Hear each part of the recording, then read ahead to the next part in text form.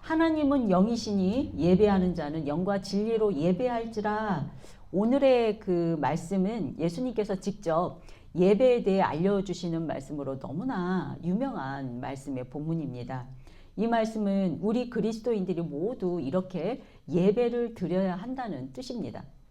여러분은 예배를 드릴 때 영과 진리로 예배를 드리고 있나요? 네, 잘 모르시기도 하겠지만 아무튼 그렇게 드리고 계실 것입니다.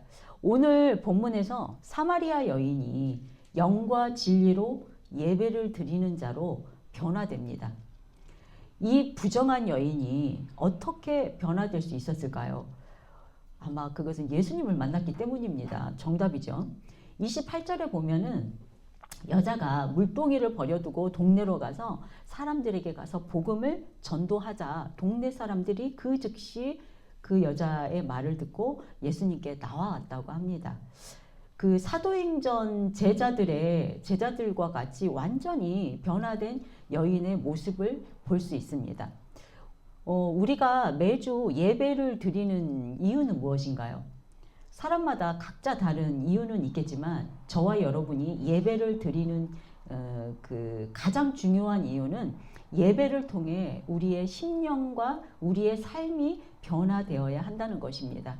그러기 위해서는 예배 중에 예수님을 만나야 한다는 뜻이기도 하지요.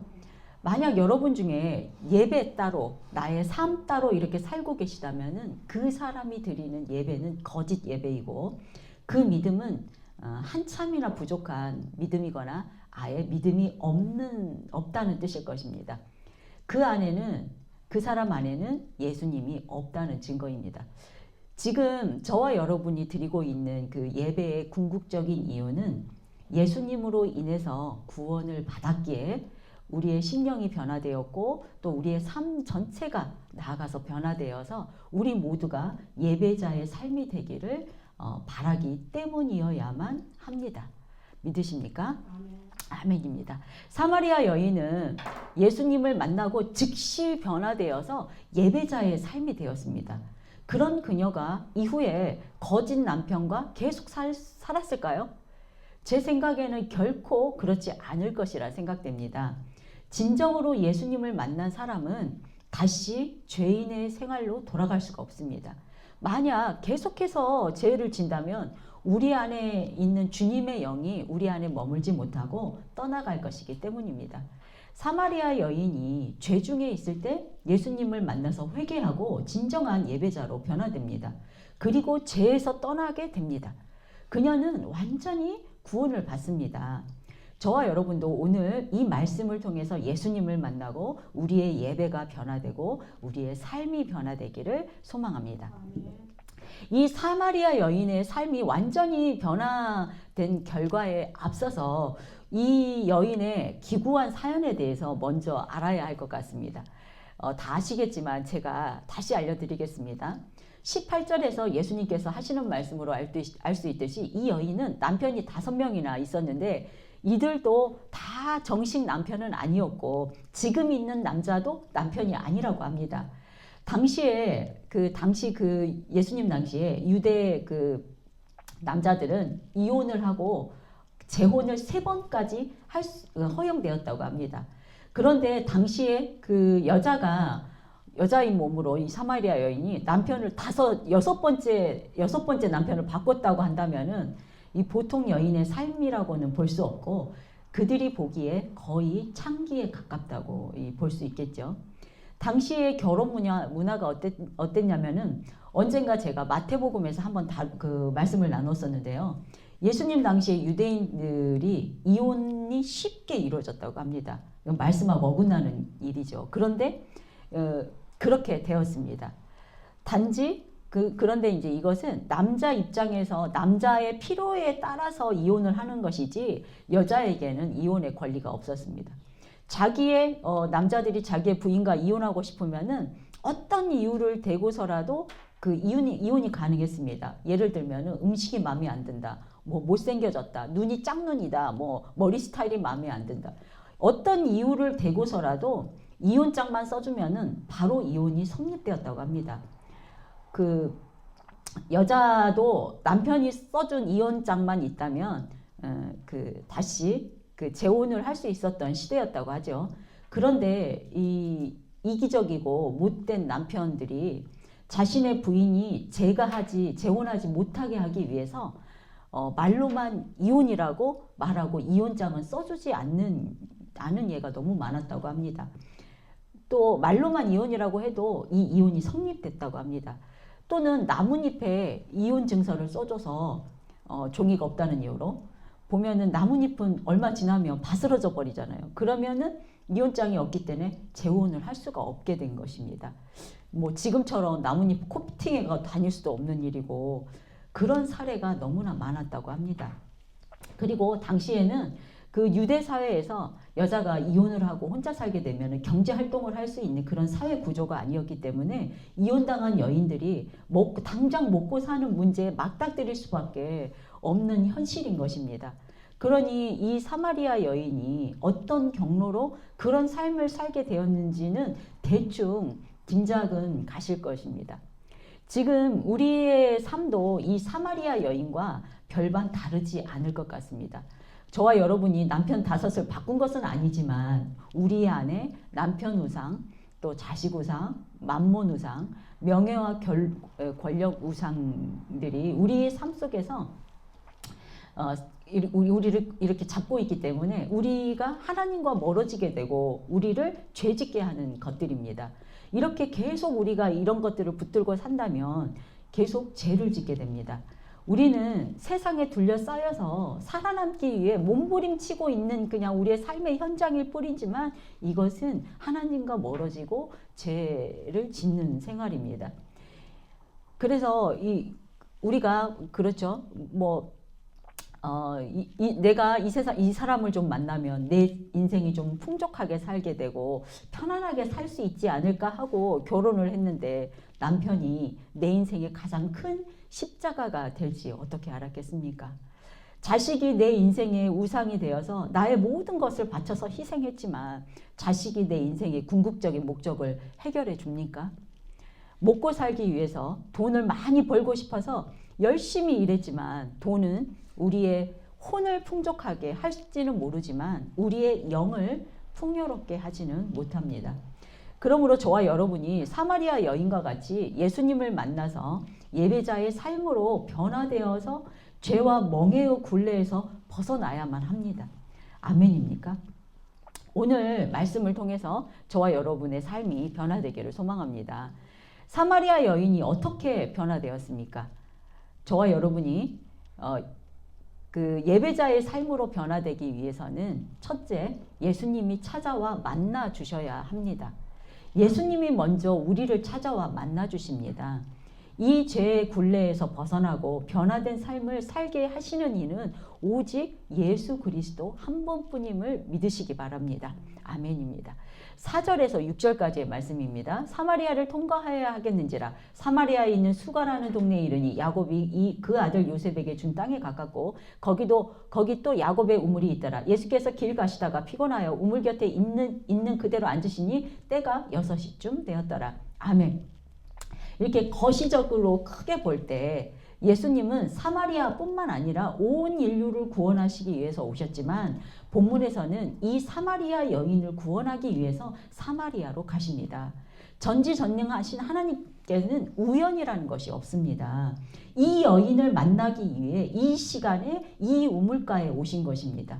예수님의 능력으로는 사마리아라는 큰 도시 안에 들어가서 여러 사람들의 병을 고치고 복음을 전한 것이 더 효율적인데 굳이 어렵게 이 부정한 여인 한 사람을 만나서 정성을 쏟으십니다.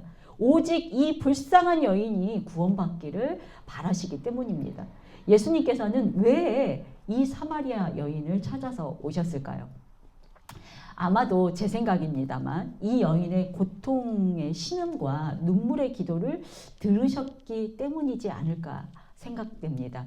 오늘 본문에 등장한 사마리아 여인이 어떤 연유로 이 남편 5을 바꾸게 되었는지 그 사연은 알 수 없지만 제 생각에 본인이 원해서는 아닐 것 같습니다. 당시 그 사회적인 분위기로 또 그 사회 상황으로 볼 때 그 당시에 남자들이 여자들을 대할 때 인격적으로 여자를 존중했던 것 같지는 않습니다. 과연 그 여인이 남자 5이나 바꾸고 싶었을까요? 만약 남자 그 5명 중에 바꾸었던 5명 중에 한 사람이라도 제대로 된 남자가 있었다면은 만약 단 한 사람이라도 그 여인을 국률하게 여기는 마음을 가진 남자가 한 사람만 있었다면 아마도 그 사마리아 여인을 끝까지 책임을 졌겠지요. 그러면 이 사마리아 여인이 5명이나 바꿔가면서 자기의 삶을 영위할 필요는 없었을 것입니다. 그런데 그런 사람이 5명 중에 한 사람도 없었습니다. 그냥 여인을 인간으로 존중하는 것이 아니라 어떤 그런 하찮은 존재로 여겼겠지요. 그러니 그 5이나 바뀌는 사이에 그 여인이 계속해서 버림받으면서 받았을 그 상처는 얼마나 컸을까요? 그때 그 여인은 누구에게 의지해서 또 누구에게 하소연을 할 수 있었을까요? 그 당시에 이 여인은 부정한 여인입니다. 동네 사람들은 그 여인을 부정한 여인이라고 생각했기 때문에 피했을 것이기 때문에 그 아무도 물 들어오지 않는 그 우물가에 홀로 물을 길러 왔습니다. 원래 빨래터나 우물가에는 여인들이 모이잖아요. 당시 물 길러 다닐 때도 그 유대인 여성들도 같이 335 안전을 위해서도 물 길러 함께 다녔다고 합니다. 이 여인이 얼마나 외롭고 고독하고 너무나 안쓰럽고 안타까운 심령일지 동감이 되시지요. 아마도 이 여인은 상처를 받을 때마다 외롭고 또 세상에 대한 두려움이 엄습할 때마다 자신의 하소연을 들어줄 이가 없기 때문에 또는 도움을 받을 만한 그런 사람이 없기 때문에 하나님의 존재를 또 아는 여인이었습니다. 또 메시아를 갈망하는 여인이었기 때문에 자신도 모르게 하나님을 찾았을 것이고 간절한 기도를 했을 것이라고 생각됩니다. 하나님은 이렇게 혼자 있는 사람, 혼자 있을 때 또 하나님과 혼자서 외롭게 씨름할 때 하나님은 만나주시는 것 같습니다. 야곱은 그 광야에 홀로 잠을 자야 할 때 하나님을 만났고 요셉도 노예로 팔려가야 할 때 하나님과 동행했습니다. 또 모세는 어떻습니까? 40년 동안 광야에 홀로 있을 때 만났지요. 다윗도 목동으로 그 혼자 있을 때 하나님을 가장 가까이 만났습니다. 그 외에 한나 등 성경 인물들이 거의 혼자 외롭게 하나님과 씨름할 때 하나님이 찾아와 주시는 것을 볼 수 있습니다. 아마도 이것은 세상과 단절되어서 외로울 때는 가장 순수하게 하나님만 바라볼 수 있는 시간이기 때문에 그 기도가 하나님께 닿는 것 같습니다. 사랑하는 성도 여러분, 지금 외롭고 누구에게도 말할 수 없는 괴로움 가운데 있습니까? 세상의 두려움과 염려에 눌려 계십니까? 하나님을 만날 만한 때인 줄 믿으시고 간절히 기도하십시오. 하나님, 나를 불쌍히 여기시고 이곳에서 나를 건져주세요. 하나님께서 반드시 그 기도를 들어주시고 만나주실 것입니다. 또 저와 여러분이 예배자의 삶으로 변화되기 위해서 둘째, 마음의 문을 열고 예수님을 영접해야 합니다. 13절에서 15절까지의 말씀입니다. 예수께서 대답하여 이르되 이 물을 마시는 자마다 다시는 목마르려니와 내가 주는 물을 마시는 자는 영원히 목마르지 아니하리니 내가 주는 물은 그 속에서 영생하도록 솟아나는 샘물이 되리라. 여자가 이르되 주여 그 물을 내게 주사 목마르지도 않고 또 여기 물 기르러 오지도 않게 하소서. 아멘. 예수님께서 긴 설명은 생략하셨지만 제가 알아듣기 쉽게 설명하자면 우리의 영은 창세기 3장에서 아담의 범죄 이후 우리의 영은 오염됐습니다. 그래서 죽을 수밖에 없습니다. 죄로 인해 오염된 영을 다시 살리지 않으면 하나님 나라에 들어갈 수가 없습니다. 그래서 하나님께서는 예수님을 우리에게 보내주셨죠.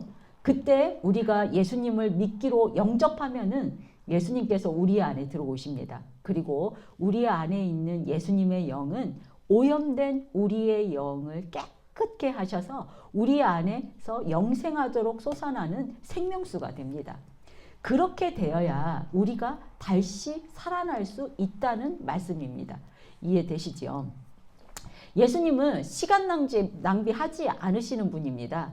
당신께서 이 땅에 오신 이유, 내가 나를 받아들여야만 영생할 수 있다고 바로 알려주십니다. 이때 이 여인의 반응은 즉시 바로 자신을 살려달라고 요청합니다. 우리도 이렇게 하면 됩니다. 그냥 예수님께 살려달라고 요청하면 됩니다. 믿으십니까? 네, 예수님께 살려주실 줄 믿습니다.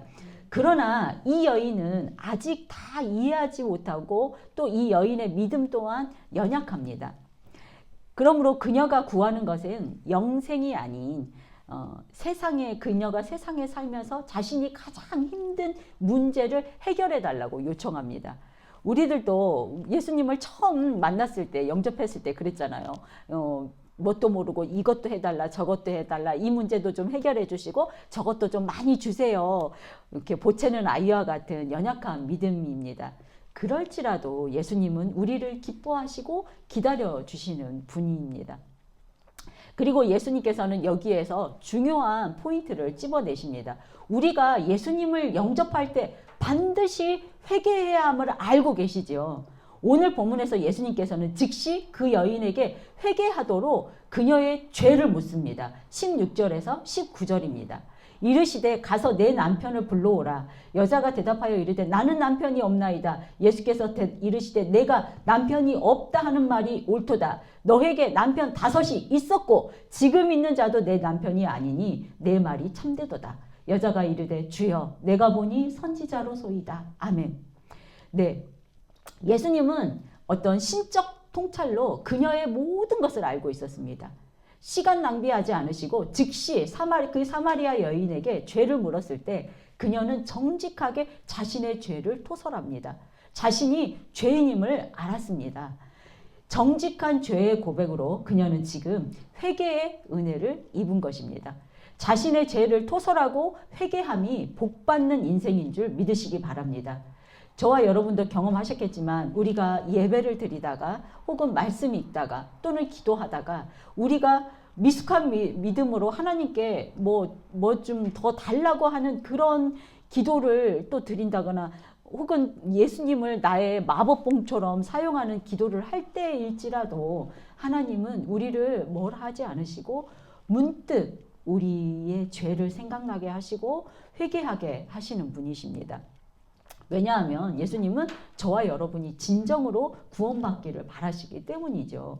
사랑하는 여러분, 우리가 교회에 다니고 예배를 드리고 성경 읽고 말씀 묵상하고 아무리 기도를 많이 한다고 해도 회개하지 않으면 구원받지 못합니다.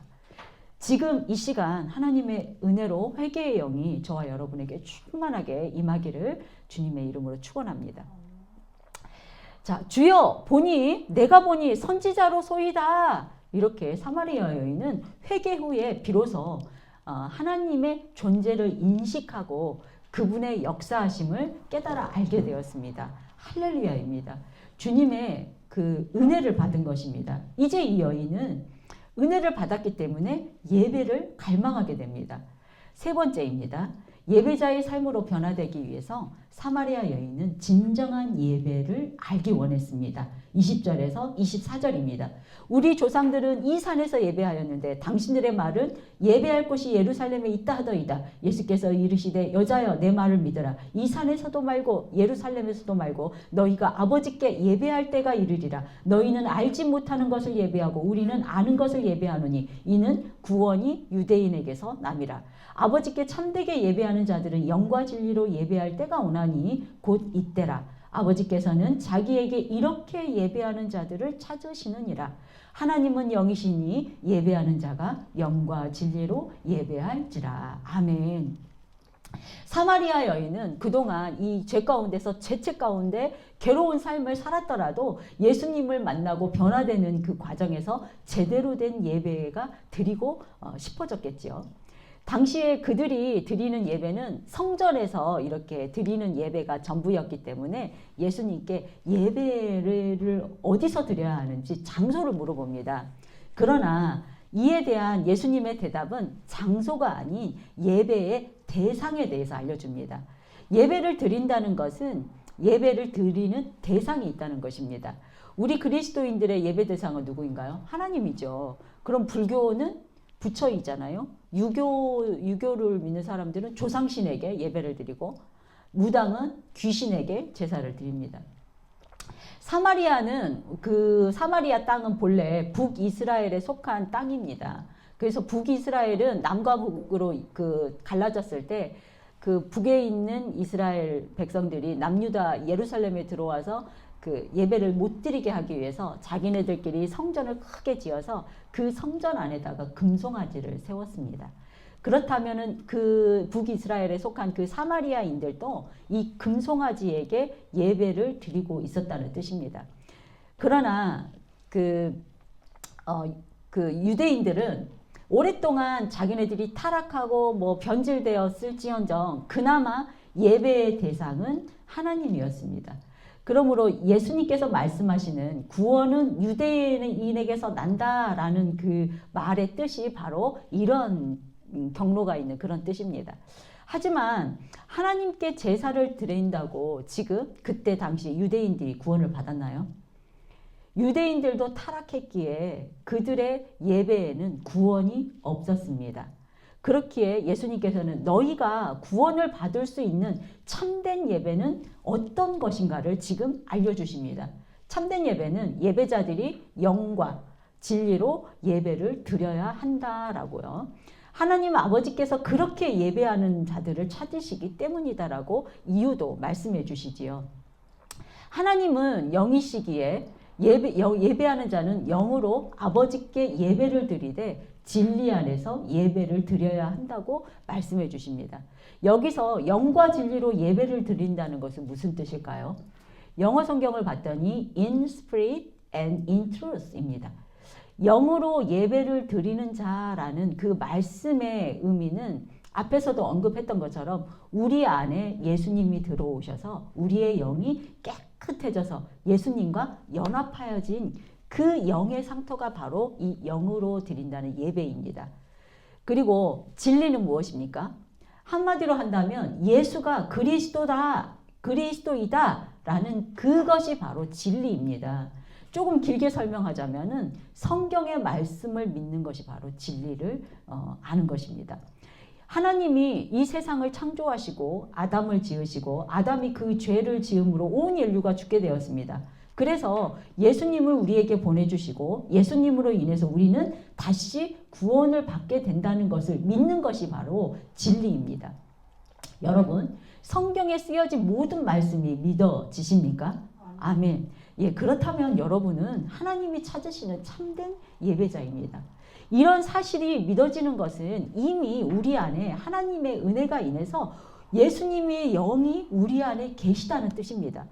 예수님의 영이 우리 안에 있지 않으면 우리는 그 말씀이 믿어지지가 않는 것입니다. 10절에서 예수님은 이렇게 말씀하셨습니다. 예수께서 대답하여 이르되 내가 만일 하나님의 선물과 또 내게 물 좀 달라 하는 이가 누구인 줄 알았더라면 내가 그에게 구하였을 것이요 그가 생수를 내게 주었을 것이라 이렇게 말씀하셨죠. 예수님께서 말씀하시는 하나님의 선물은 바로 예수님이 주시는 생수입니다. 하늘로부터 주시는 선물이기에 우리가 스스로 뭐 이렇게 쟁취해서 얻을 수 있는 것은 없지만 우리가 간절하게 구한다면은 영생을 선물로 주신다는 그런 말씀입니다. 사랑하는 여러분, 여러분이 이 진리의 말씀이 믿어지십니까? 그렇다면 여러분 안에 예수님의 영이 들어와 있다는 뜻이고 예수님이 나의 구원자가 되심을 믿으십니까? 이 두 가지의 물음에 네라고 아멘이라고 대답하신다면 여러분은 진정한 예배자가 맞습니다. 예, 다시 본문으로 가서 25절에서 26절까지의 말씀입니다. 여자가 이르되 메시아 곧 그리스도라 하는 이가 오실 줄을 내가 아노니 그가 오시면 모든 것을 우리에게 알려주시리라. 예수께서 이르시되 내가 말하는 내가 그라 하시니라. 아멘. 자, 영과 진리로 예배하라는 참된 예배자에 대한 예수님의 말씀을 드린 이 사마리아 여인은 아직 다 그 예수님의 말씀을 깨달아 알아듣지는 못했지만 메시아에 대한 이 갈망이 있었기에 메시아에 대해서 예수님께 물어봅니다. 저는 여기서 이 여인의 기도의 영성을 엿볼 수 있었습니다. 또한 메시아 신앙을 엿볼 수 있었습니다. 메시아 신앙은 기도를 하게 합니다. 어떤 문제보다 더 크신 그 메시아를 신뢰하고 믿기 때문에 예수님을 믿는 그 메시아 신앙이 있는 사람들은 무슨 일을 당할 때 기도를 하게 된다는 뜻입니다. 예수님을 믿는 저와 여러분, 어떻게 남편이 속을 썩이고 남편과 싸우게 되면 우리는 어떻게 해야 합니까? 그냥 아유 그래 깨끗하게 헤어지고 우리 서로 죄짓지 말고 살자 이렇게 하면 됩니까? 아니잖아요. 남편보다 더 크신 그분께 기도해서 그 문제를 올려드리면 됩니다. 예를 들어서 우리 자녀들이 우리 속을 썩이면 어떻게 해야 합니까? 이 녀석을 막 물론 저기를 위해서 책찍도 들어야 뭐 이렇게 이것도 들어야 되지만 그 아이들보다 더 크고 소중한 그분에게 기도로 우리 아이들의 문제를 올려드리면 됩니다. 우리의 가족 간의 문제, 가정의 문제, 또 직장 문제, 관계의 문제, 그 어떤 문제라도 그 문제보다 더 크신 분을 믿기 때문에 그분께 기도하고 인내하며 기다린다면은 해결되리라는 것을 믿는 것이 바로 메시아 신앙입니다. 사마리아 여인이 남편 5이나 바꾸는 그 환경에서 예수님을 만나서 결국은 구원을 받게 되는 이 역사적인 사건은 그녀가 상처를 받고 힘들고 세상의 두려움 가운데 있을 때 다른 데 엄한 데 박수무당이나 이런 데 가서 빌거나 구하지 않고 아픔으로 자신은 신음할지라도 하나님을 붙들고 기도했을 것이라 생각되어집니다. 그리고 오늘 예수님을 만남으로 그녀의 모든 문제가 해결되었던 것입니다. 믿으십니까?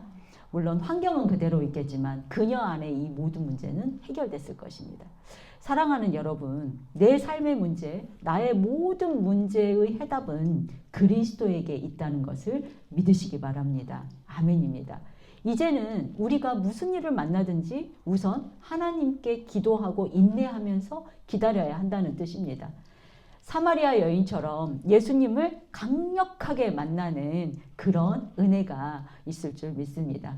그 여인의 문제가 해결되고 구원받았습니다. 예수님을 만나면 우리의 모든 문제도 해결되리라는 것을 믿으시기 바랍니다. 마지막으로 예배자의 삶으로 변해된 사람은 권능을 받고 제자가 되어 복음을 전합니다.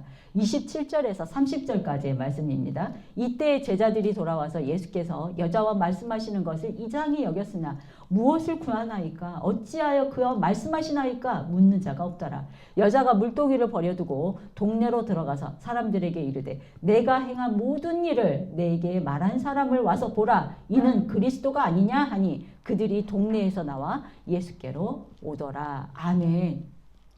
말씀에는 사마리아 여인이 예수님께 능력을 받았다 이런 말은 나오지 않지만 27절과 28절의 행간을 보시면은 어떤 역사가 일어나고 있다는 것을 알 수 있습니다. 성격이 급하고 입 바른 소리를 잘하는 베드로가 지금 가만히 있습니다. 유대인들은 부정하게 여기는 그 사마리아인이었고 또 그 중에서 특히나 유대 남성들은 여성에게 공개적인 장소에서 이렇게 말을 걸지 않습니다.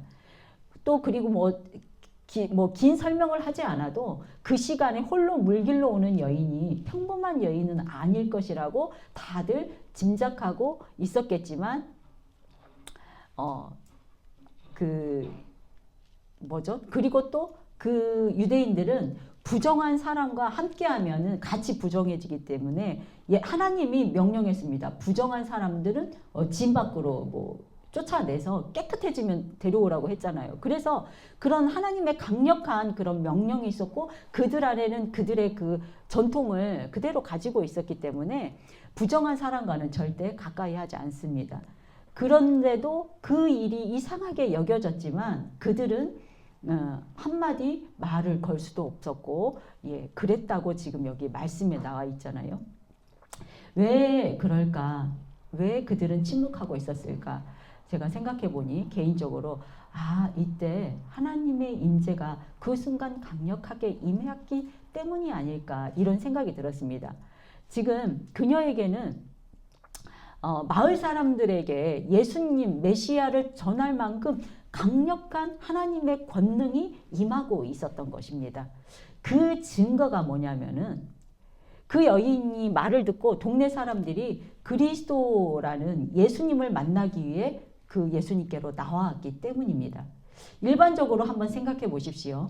남편을 5이나 바꾸는 간음한 여인이고 부정한 여인이 갑자기 와서 나 예수님 만났어요. 어서 가서 그분을 영접하세요. 라고 이렇게 전도한다고 가정을 해보십시오. 여러분은 그 말이 믿어지겠습니까? 아니 무슨 헛소리야. 이제 머리도 돌았나 보다 하고 돌을 던져서 쫓아내지 않았을까요? 베드로가 그 성령 강림 사건 이후에 말씀을 전했을 때 그 자리에서 3,000명이 회심하고 예수님을 믿었습니다. 그것처럼 여기에 있는 사마리아 여인에게도 예수님을 만나는 동안 이 여인이 변화되고 믿음이 생기고 그 모든 과정을 하는 동안에 강력한 하나님의 권능을 힘입지 않았다면은 사마리아 사람들이 그 여인의 말만 듣고 예수님께 나아오지는 않았을 것이다 라는 생각이 들었습니다. 저와 여러분 모두에게 예수님의 권능이 힘있게 있게 되는 놀라운 역사가 있기를 주님의 이름으로 축원합니다. 여기서 제가 잠깐 28절 말씀을 보겠습니다. 그녀가 즉시 물동이를 버려두고 자기의 길로 가서 동네 사람들에게로 갑니다. 여기에 그 킹 제임스 버전에만 그녀의 길로 가서라는 말이 들어가 있습니다. 다른 우리나라에는 번역되지 않았죠. NIV 성경에도 번역되지 않았더라고요. 그런데 여기에 그녀가 그녀의 길로 갔다는 그 말의 뜻이 뭘까 제가 많이 고민을 해봤는데 아마도 자신의 죄된 삶을 청산하고 죄에서 벗어나 다시는 그 길로 죄의 길로 돌아가지 않았다는 뜻이라 생각되어집니다. 제 개인적인 생각으로 그녀가 계속해서 남편을 밟고 가면서 살았을까? 는 의문이 들었기 때문에 제가 잠시 부연 설명을 했습니다. 그녀는 아마 다시는 그 길로 가지 않았을 것 같습니다. 제가 10년이 지났어도 잊혀지지 않는 9시 뉴스에 나왔던 사건을 소개해 드리려고 합니다. 50대 남성이 홀로 쓸쓸히 죽었던 사건인데 그 죽음을 조사하면서 그 남자의 삶이 이렇게 알려지면서 뉴스에 보도된 사건입니다. 그 남성은 감옥에 다녀온 죄수였습니다. 감옥에서 나온 후에 중국집에서 배달 일을 하면서 그 비좁은 단칸방에서 초라하게 살고 있었습니다. 그 잠깐 동안 그 초라한 방도 잠깐 보여주더라고요. 그런데 그의 통장 내역서를 보니까 이 남자가 자신의 번 돈을 거의 대부분을 자신을 위해서 쓴 게 아니라 소년 소저 가장들을 위해서 계속해서 정기적으로 이렇게 보내고 있는 것을 통장 사진을 그 뉴스에서 보여주었습니다. 그리고 그 방에는 가구도 없었는데 그 방에 그냥 뭐 옷걸이도 벽에 있는 데다가 옷 몇 개 걸어놓고 살았더라고요. 그런데 그 방의 유일한 가구였던 그 밥상경 탁자에는 그 날마다 읽어서 그 헤어진 낡은 성경이 펼쳐져 있었다는 그 아나운서의 멘트가 나오면서 그 2, 3분이라는 짧은 뉴스가 있었지만은 지금도 그 감동이 잊혀지지 않습니다. 진정한 예배자의 삶이었으리라 이렇게 생각이 듭니다. 아무도 돌보지 않았겠지만 하나님이 돌보셨을 것이라 생각됩니다. 정리하겠습니다. 사마리아 여인은 오늘 예수님을 만남으로 하나님께서 찾으시는 영과 진리로 예배하는 참된 예배자가 되었습니다. 참된 예배자가 되었다는 것은 그녀가 예수님을 만났을 때 첫 번째는 마음을 열어서 예수님을 영접하고 죄를 회개하고 그녀 안에 예수님의 영이 살게 되었습니다. 그리고 두 번째는 그녀는 예수님이 그리스도이시다라는 사실과 예수님이 우리의 구원자가 되어서 영생을 주심을 믿었습니다. 이 두 가지가 저와 여러분 안에서 경험되어진다면은 장소와 상관없이 또 어느 때라도 우리의 삶의 현장에서 저와 여러분도 참된 예배자가 되어 살아가게 될 것이라는 말씀입니다.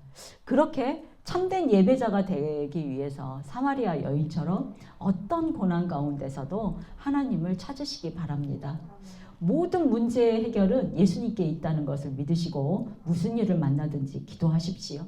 인내하며 견디신다면 초대박 예수님을 경험하게 되는 복받은 인생이 다 되실 것입니다.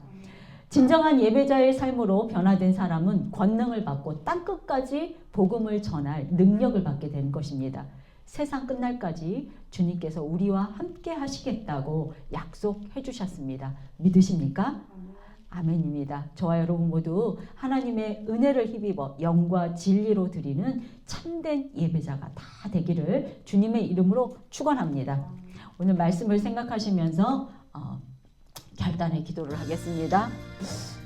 하나님